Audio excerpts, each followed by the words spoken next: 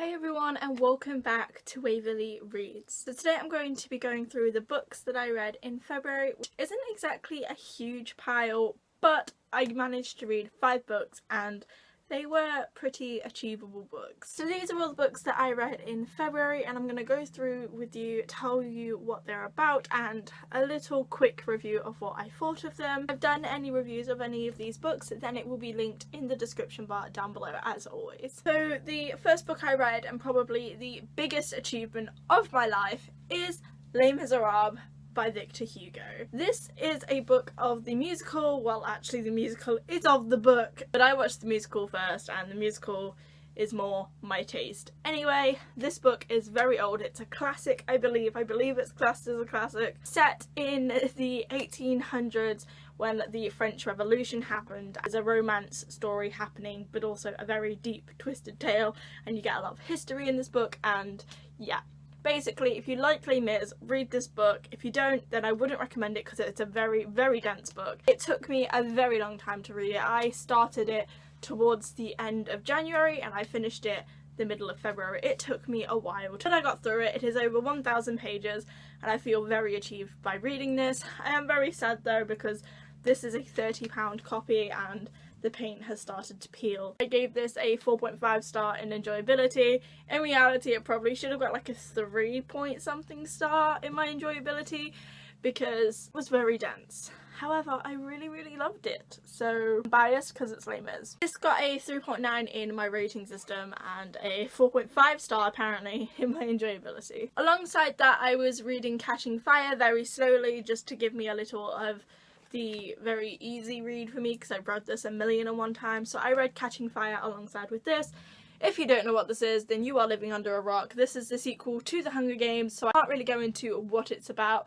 Just know that it's a sequel to The Hunger Games and it's amazing. Still can't pick between this one and The Hunger Games being my favourites. Like, I really can't do that. I know Mockingjay is my least favourite, but I can't place this one and The Hunger Games. It's just way too difficult. If you haven't read them, you're living under a rock, go read them. They're great.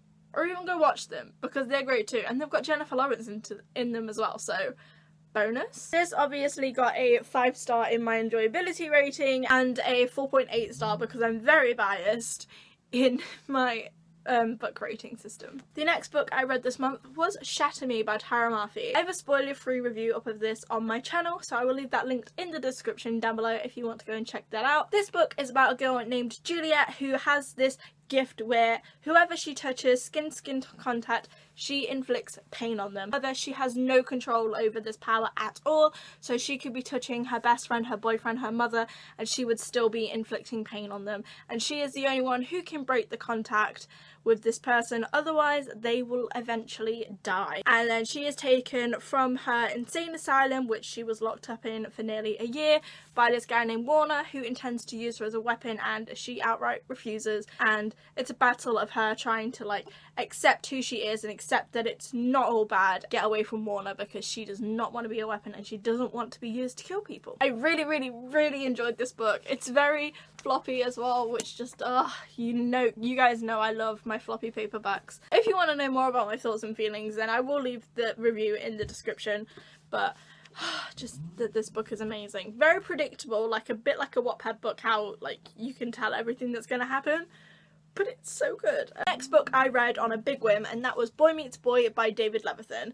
I'm not really sure how to explain the plotline of this book because there kind of isn't one. It's just one of those light-hearted reads. It's about a boy named Paul who is openly gay, and he has a vastly wide variety of different LGBTQ people and just different diverse aspects in this book. Like, everyone has something unique about them, so it's very unique, I guess. And the storyline is just kind of about Paul meeting this boy who is also gay, and they get together but then they don't, and then, you know, all that typical stuff happens. Very predictable, but you can definitely tell the ending. It's a happy-go-lucky book, so it's a very light-hearted read and I enjoyed it. I gave it a 3.5 star in my enjoyability just because it's really not my type of book. It's a very like light-hearted book and I like action, I like stuff to happen, so this wasn't the one for me, but I did really enjoy reading it. It was very light-hearted and it took me a couple of hours to read, so that's always good. And then the last book I finally read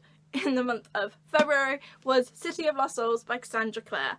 I can't tell you how long I put these books off. Like, I read City of Bones and then almost instantly I read City of Ashes, and then I didn't for a year. Then I read City of Glass and then City of Fallen Angels back to back, and then I read nothing for a solid year. Now I've read this one, I really want to go and read City of Heavenly Fire.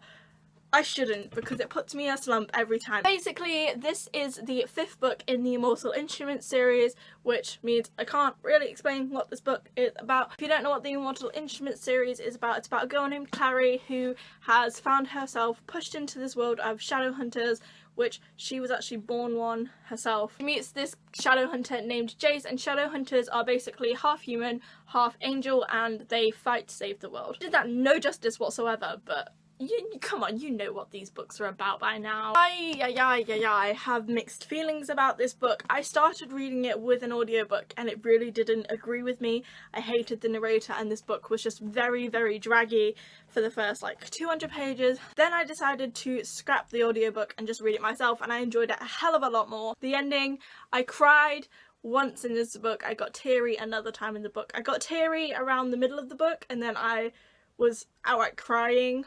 At the end, I could feel it coming and I was trying to stop it, and then the next thing I know I was just bawling. Just bawling. It was an experience and a half. I really want to read the next one, but I can't because it will slump for me. These are all the books that I read in July. Flipping hell, just red, blue, black. Nice. I worked it out last night and I think I read 2,300 and something pages, so but anyway, that's it. If you enjoyed this video, please go ahead and give it a big thumbs up, and don't forget to check out the review of Shatter Me by Tara Murphy down below. Subscribe if you haven't already, because I post a weekly vlog every Monday and a new booktube video every Thursday. Thank you for watching, I hope you enjoyed, and I'll see you next week. Bye!